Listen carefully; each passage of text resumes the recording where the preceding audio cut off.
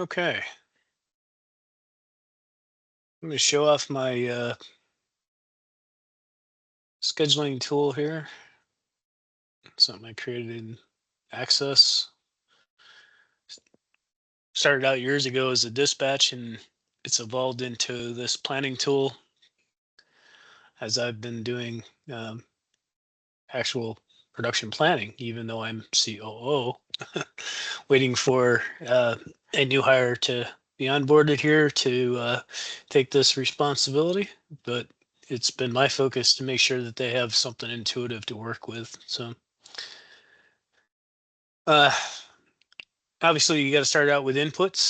So, just real quick, we have facilities where all of our manufacturing orders, of course, have routings, and um, those routings point to these various facility codes, and we have different skills in each of those work centers.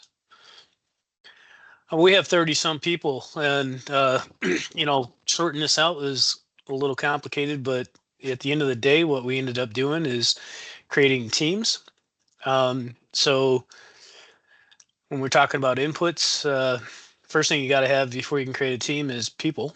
Um, and here we have a list of people, and each of those individuals have a specific number of hours that they're um, let's say being asked to produce. So you can see we're even at full-time people are 4 hours, so our productivity is not great, so 50%. So but yeah, these are all the people, and you can see the teams that they're assigned to over here.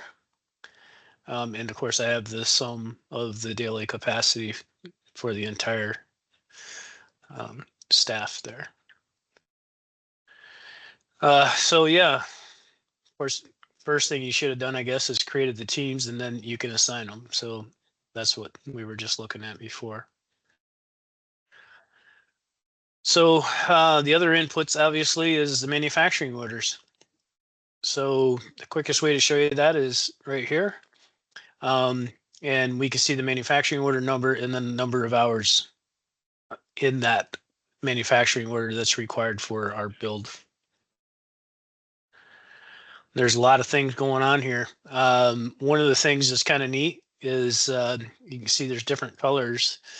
The red ones indicate that there's a shortage has been identified for that kit.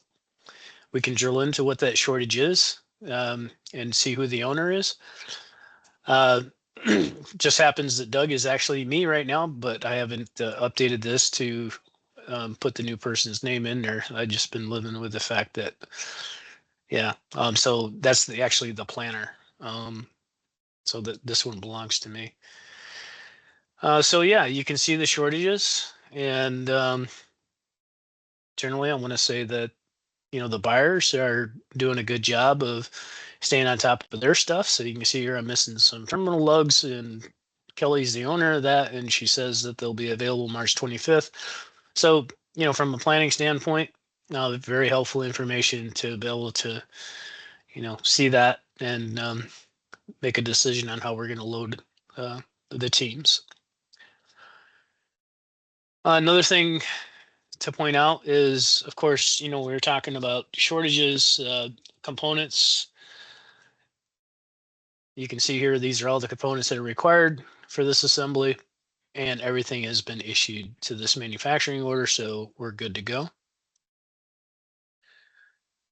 You can drill into the routing detail. So, we saw the amount of time. If I go back here real quick, had 3.95 hours. And what it's doing is it's taken uh, the standard labor run and the setup time and totaling that up, and that's what's loaded.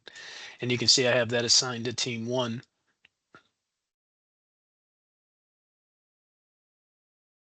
SIG's blue because it was driving me crazy. I'd click on a record and I'd do one of these, drill downs, and I'd come back and I had to go find it again. So that's one of the little features that I added here. Now when I click on routing information on this one, when I come back, that should be blue.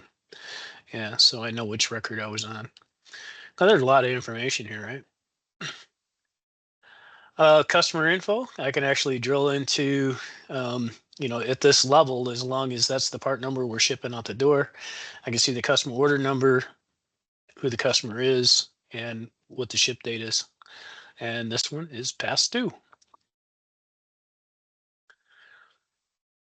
All right. Now the other thing is load detail. So depending on which line I'm on here, I'm looking at team 5. If I click on load detail, I can see all the manufacturing orders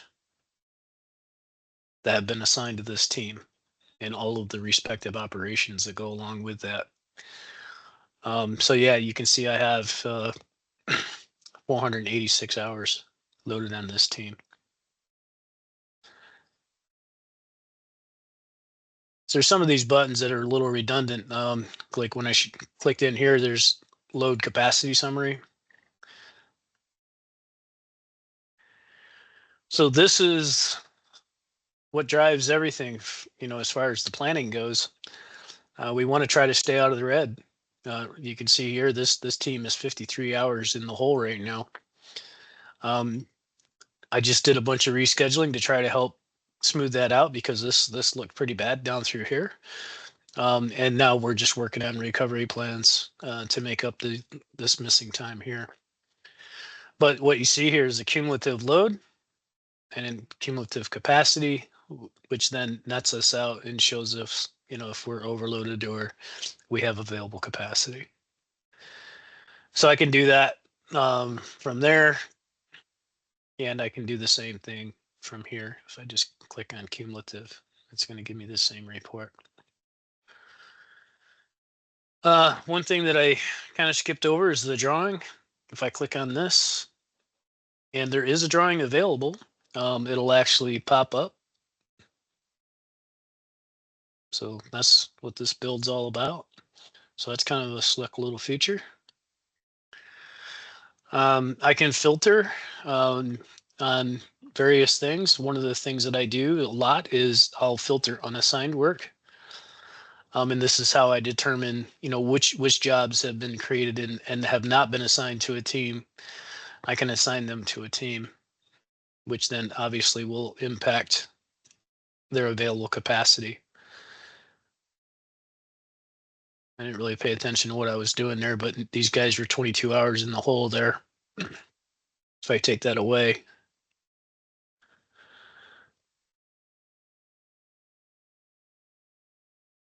oh, yeah, I'd have to go back now and find the team that I assigned it to. I'm not going to bother with that. Just kind of giving a good overview of how this whole thing works.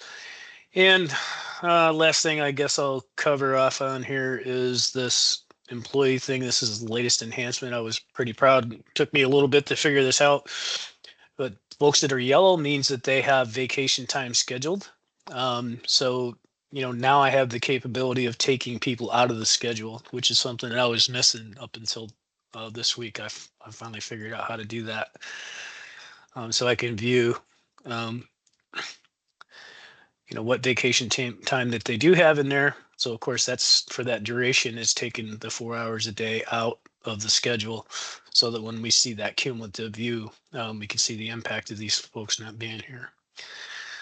So then of course, if I want to add vacation time for somebody, I just get that. I do the from and to dates. I can add a note, so on and so forth. When I come back here, it should be yellow. I'm not going to do that, but yeah.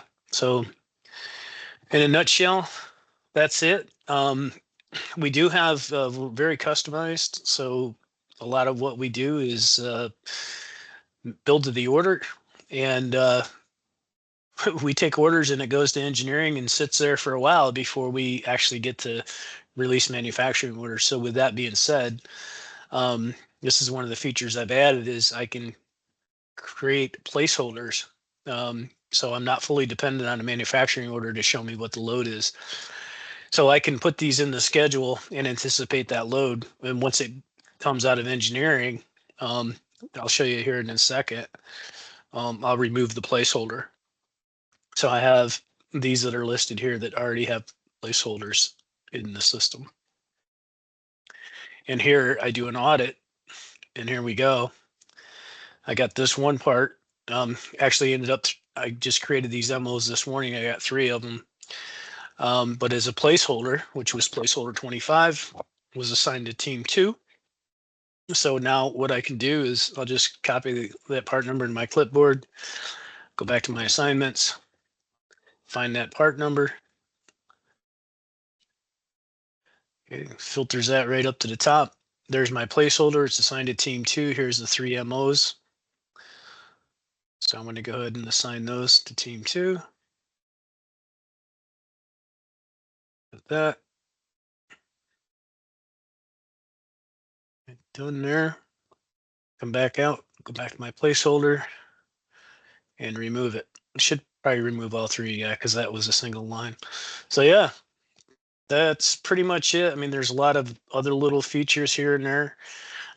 We do the past due starts, which is something that we get in front of the team leads that are out at each one of these teams to make sure that we're on top of stuff that we were unable to start on time. So again, kind of a, wouldn't call it proactive at this point, but it's just a way of making sure that we're staying on track.